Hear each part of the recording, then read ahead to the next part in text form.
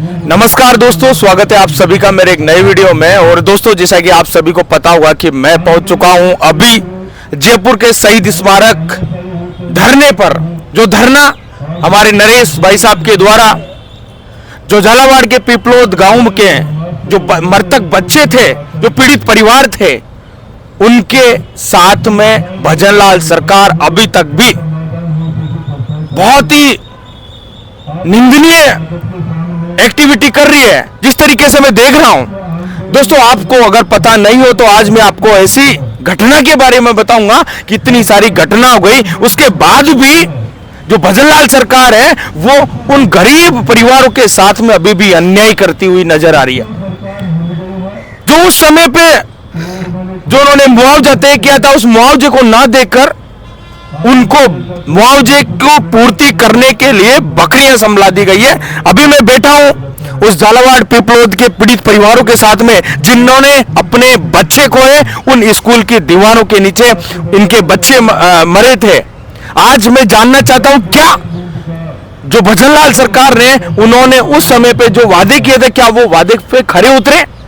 क्या उन्होंने जो बकरियां जो मतलब मुआवजे की पूर्ति करने के लिए जो दी है, क्या वो बकरियों को देकर क्या साबित करना चाहते हैं? वो सारी बातें इन सभी से अपन जानना चाहेंगे। मेरे भाइयों, अगर आप नए हो तो सब्सक्राइब जरूर करना।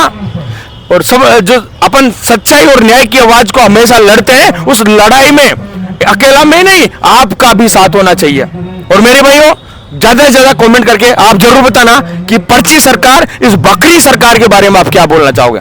तो सबसे पहले मैं पूछना चाहूंगा, कैसा क्या क्या कहीं कोई से दबाव आ रहा है, कहीं क्या इनका मतलब बकरियां क्यों ली, क्या है क्या नहीं है, वो सारी चीजें उनके परिजनों से पूछना चाहूंगा। तो नमस्कार भाई साहब। नमस्कार। सबसे पहले तो मुझे बताओ, क्या नाम है आपका? बीरमचंद नाम है मेरा। बीरमचंद है ना? बीरमचंद जी, आप झालावाड़ पिपलोद गांव से ही ना? हाँ। मुझे ये बताओ कि जैसे जो उस समय स्कूल की जो घटना हुई थी, उस स्कूल की घटना में क्या आपके बच्चे भी खोए आपने? खोया ना, एक कुंदन नाम का लड़का है मेरा। आपका खुद का ही बच्चा था? खुद का ही बच्चा है अच्छा। मेरा। और आपका भाई साहब, आप आगे आओ ना थोड़ा। आ जाओ। आ जाओ। आपका नाम क्या है? मुकेश। मुकेश। मुकेश जी, आपने भी क्या आपका बच्चा भी था या फिर? हमारे घायल में 2 बच्चे हैं। अच्छा। हाँ। मेरा भी एक बेटी एक बेटा। टोटल कर मुझे एक बात बताओ, टोटल कर उस समय पे कितने बच्चे थे? जो क्योंकि 8 या 9 का मुझे आइडिया है, क्या मतलब? उसमें 7 तो मर चुके हैं। अच्छा। और 11 झालावाड़ अस्पताल भर्ती थे। हाँ। और 10 वहाँ मनोहर थाना थे, जो वे थोड़ी बहुत चोटें लगी थी उनको। पर जो झालावाड़ थे वे ज्यादा डैमेज था। अच्छा। झालावाड़ 11 में से 1 को कोटा रेफर किया था। हाँ। सुधा हॉस्पिटल में विशाल को। अच्छा, मैं एक चीज बताना चाहूंगा, मैं आपसे पूछना चाहूंगा कि उस समय पे मैं भी वहां पे पहुंच चुका था जब कलेक्टर साहब वहां पे आया था, और जब वो बोल रहे थे कि मैंने मेरी तरफ से 10-10 लाख रुपए दे दिए। अब स्टेट गवर्नमेंट क्या करेगी, राज्य सरकार क्या करेगी, उसका मुझे पता नहीं, लेकिन मेरे कोटे में से जो 10-10 लाख रुपए आते वो दे दिए। तो क्या वाकई में आपको 10-10 लाख रुपए मिल गए? हाँ, हमारे को 10 लाख रुपए मिल चुके हैं। अच्छा। और ये बकरियां भी दी उन्होंने। हाँ। बकरियां मतलब क्या, मतलब बकरियां किस वजह से दी? ये हमें पता नहीं किस योजना से दी। हाँ। पर हमें वहाँ शिविर लगा था, उस शिविर में दी है बकरियां। मुझे एक बात बताओ कि जिस तरीके से जो बकरियां दी, क्या पीड़ित परिवारों को ही दिया, उसके अलावा गांव के उन लोगों को भी दी? पीड़ित परिवार को, सिर्फ पीड़ित? मृतक परिवार को, हर एक परिवार को 5-4 बकरी। हाँ। और 1 बकरा। अच्छा, एक चीज और बताओ कि जिस तरीके से अभी आप बता रहे थे कि 10 लाख रुपए का जो उन्होंने वादा किया था, उसमें से 5 लाख रुपए तो कैश दिया आपको? हाँ, 5 लाख तो कैश दिया उन्होंने। और 5 लाख की एफडी की। आपके नाम से? हाँ, हमारे नाम से एफडी करवा दी? एफडी करवा दी। अच्छा। और ये 5 बकरियां दी। हाँ। अब मैं एक चीज और पूछना चाहूंगा कि देखो, मेन बात, अभी स्कूल उस टाइम ढहा दी गई थी, स्कूल का क्या सिस्टम चल रहा है अभी, थोड़ा सा आइडिया? स्कूल का कोई भी सिस्टम नहीं चल रहा है। बंद हो गई? नहीं चल रहे ना, एक का मकान पर चल रहे हैं गांव में। हाँ। जो उन्होंने बच्चों को लिए मकान खाली कर दिया। अच्छा। और वो टापरी में रह रहा खुद। वो खुद टापरी में रह रहे हैं? टापरी में रह रहा। और उनका मकान में स्कूल चला रहे हैं अभी? स्कूल चला रहा है उसमें। अच्छा, जिस समय पे बकरियां दी गई थी, आपने पूछा नहीं मतलब क्या हमको अशिक्षित रखना चाहोगे, क्या हमारे बच्चों को अशिक्षित रखना चाहोगे, क्या? सर, उन्होंने यह किया हमारे से, विधायक ने और हाँ। कलेक्टर साहब हाँ। और एसपी साहब ने, हाँ। कि इन बकरियों को बेचना नहीं, हाँ। इनको पालना, हाँ। ये तुम्हारा रोजी रोटी चलाएगी। तो हम ये उनकी सोच में ये है कि आदिवासी अनपढ़ रहे और ऐसे रहे, इनका मौका का फायदा हम लेते रहे।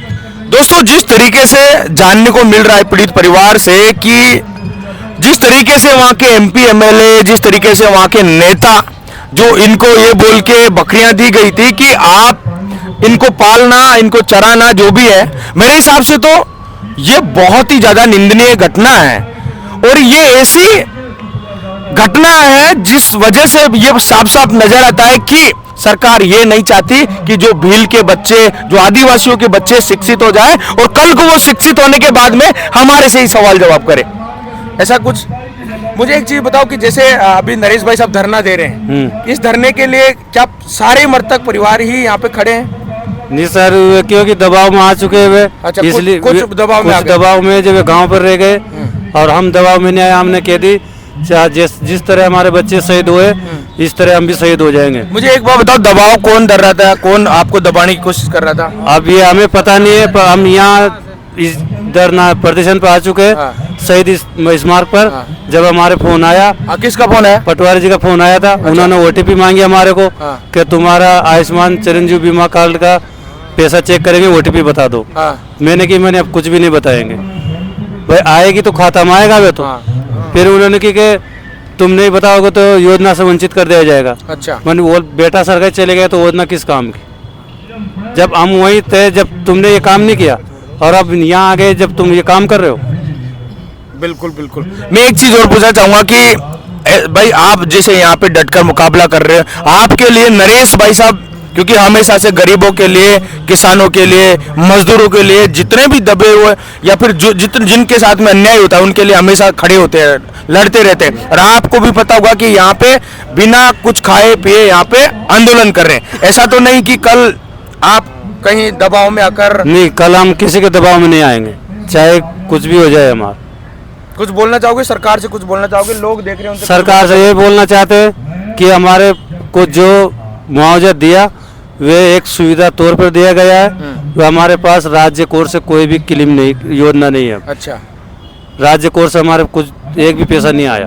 तो हम यही ये उम्मीद कि भजन सरकार से उचित मुआवजे लेकर। मुआवजा कितनी क्या मांग है? मुझे थोड़ा सा मुआवजे की यही मांग है हमारी कि जो अगली घटना में दिया उन्होंने, फिर ये होगी जिसमें वे मुआवजा हम लेने चाहते हैं। उस मुआवजे में मांग है हमारी 1 करोड़ तो रुपए और एक सरकारी नौकरी और 10 बीघा जमीन और गाय लोगों को 50 लाख रुपए दिया जाए। बिल्कुल। तो दोस्तों, यहाँ पे जैसा कि आपने देखा होगा कि बहुत मतलब जो पीड़ित परिवार है उनकी बात मैंने आपके सामने रखी है। उसके अलावा कुछ और भी बातें जो आपको मैं रूबरू करवाने वाला हूँ। थैंक यू, बहुत बहुत धन्यवाद। आप इतने ज्यादा पढ़े लिखे नहीं हैं, अपने अधिकारों की, अपने हक की मांग इतना ज्यादा अच्छे से नहीं करते, तो क्या बोलना चाहोगे कि जो पर्ची सरकार ने जो काम किया है बकरियां देकर, इसको आप कैसे सोचना चाहते हो? क्या मतलब उनका ऐसा मकसद था, क्या मकसद से उन्होंने बकरियां दी? सरकार का यही मकसद है, इससे साफ मकसद है कि इनको दे दो, बकरियां चराते रहेंगे, इसमें भूल जाएंगे बच्चों को भी और पढ़ेंगे भी नहीं। जब भूल जाएंगे तो पढ़ेंगे लिखेंगे नहीं, पढ़ेंगे लिखेंगे नहीं तो इनको गंवार ही रहने दो। अगर ये पढ़ गए तो हमारे बच्चों से मुकाबला करेंगे, इसलिए ना ऐसे रखो, अशिक्षित रखो और बकरी दे दो, इसी से अपना चराते रहेंगे और अपना बच्चों को भूल जाएंगे और ये मांग भी नहीं करेंगे कि अब कहते थे हमने दे दिया। बिल्कुल बिल्कुल बिल्कुल। तो एक चीज और मैं ये पूछना चाहूंगा कि जिस तरीके से हमेशा जैसे भी परिस्थिति आती है, दोस्तों आप देख रहे होंगे, आपने बहुत सारे नेता चुने होंगे, लेकिन जब परिस्थिति आती है तो एक भी नेता आपके बीच में नहीं आता।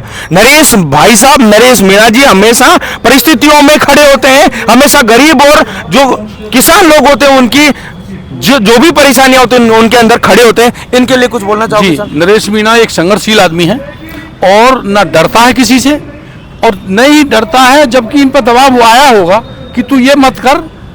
भाई दबाव देने के बाद इसे बहुत दबाव दिए, लेकिन नरेश मीणा दबाव में आने वाला नहीं है, क्योंकि नरेश मीणा ने लगभग 25 साल से राजनीति करी है, छात्र राजनीति से निकले हुए हैं, कांग्रेस में भी रहे थे, कांग्रेस का भी हालचाल इन्होंने देख लिया, उसमें इनकी कोई मतलब नहीं, तवज्जो नहीं दी, उसके निकल गए। विप्लव वहाँ लगा और उनियारा में निर्दलीय लड़े, वहाँ इनके साथ अन्याय हो गया, उनको मतलब हरा दिया, जानबूझ कर हरा दिया। तो नरेश भाई तो क्या संघर्षशील आदमी है और संघर्ष करना ही इनका जीवन है और कोई गरीब हो, कुचला हो, मतलब वंचित हो, उसके यहाँ भाग के जाते हैं। और इनके विचारों से मैं प्रभावित हुआ हूँ, नरेश मीणा के विचारों से मैं प्रभावित हुआ हूँ, क्योंकि मैं भी इसी तरह के विचारों का हूँ कि किसी गरीब आदमी पर अगर कोई आपत्ति आती है, किसी का नुकसान होता है तो हमें दुख होता है। इसलिए मैं नरेश भाई के साथ रहता हूँ। कहीं से भी मुझे पता लग जाए नरेश को धरना है, मैं सारी दुनिया के काम छोड़ के नरेश भाई। बहुत बहुत बढ़िया। एक चीज ये लास्ट सवाल है मेरा, जो किसान लोग देख रहे हैं, जो बीजेपी कांग्रेस ऐसे बोलते कि नहीं हमारे बाप दादा बीजेपी में थे, हमारे दादा कांग्रेस में थे, उनको कुछ बोलना चाहोगे आप आने वाले चुनाव को लेकर, या फिर नरेश भाई साहब से लेकर कुछ बोलना चाहोगे? आने वाले चुनावों को देख के हम ये चाहते हैं कि जो बड़े नेता है ना, वो कभी नहीं चाहते कि गरीब आदमी का बच्चा उठ के चले राजनीति करे। मेरा ही बच्चा, मेरी बेटी, मेरा ही लड़का, उन्हीं को टिकट दिलवाएंगे, कांग्रेस हो चाहे बीजेपी हो, सब दोनों एक ही है, पार्टी कोई भी हो।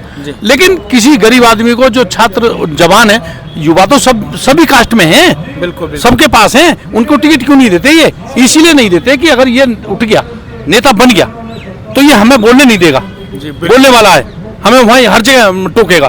तो इसलिए इसको टिकट ही मत दो, इसको दबा के रखो, ये बोल ना सके, जैसे तैसे इसको जेल में रखो, बोल ना सके, पब्लिक से ना मिल सके, पब्लिक से कनेक्ट काट दो इसका। लेकिन कब तक जेल में रखोगे? जेल में भी रखने की सीमा होती है। अब 302 का भी मर्डर हो जाए, उसमें भी बेल मिल जाती है। बिल्कुल। अगला एक थप्पड़ कांड में 8 महीने रह के आया। कौन सा सरकार का कानून है? ये तो एक तानाशाही है और सरकार की मतलब दमन की नीति है। नहीं तो 302 का मुकदमा होता है, उसमें भी मिल जाती है बेल। तो जी।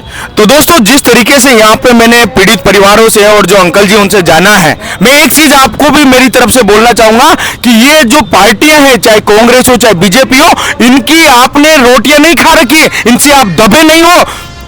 आप मतलब ऐसा नहीं है कि जब किसी पार्टी का टिकट मिलेगा तभी कोई नेता बनेगा किसी किसान का बच्चा, ऐसा कहीं नहीं लिखा हुआ। मेरे भाइयों, अगर आप चाहोगे तो आप में से एक गरीब किसान और मजदूरों का साथ देने वाले नरेश भाई, जो आने वाले चुनाव में एमपी या एमएलए के लिए जीतकर विधानसभा या लोकसभा के अंदर बैठेगा। लेकिन ये सब आपको डिसाइड करना पड़ेगा, आपको निर्णय ये होगा, तभी ये सारी चीजें हो पाएगी कि क्या एक किसानों के लिए, सर्व समाज के लिए लड़ने वाले लोग, मतलब नेता को आप नेता बनाओगे या फिर किसी पार्टी के नुमाइशों को आप नेता बनाओगे, वो आपके हाथ में है। तो दोस्तों, इसी के साथ मैं इस वीडियो को एंड करता हूं और मिलता है एक नई वीडियो में। Thank you so much.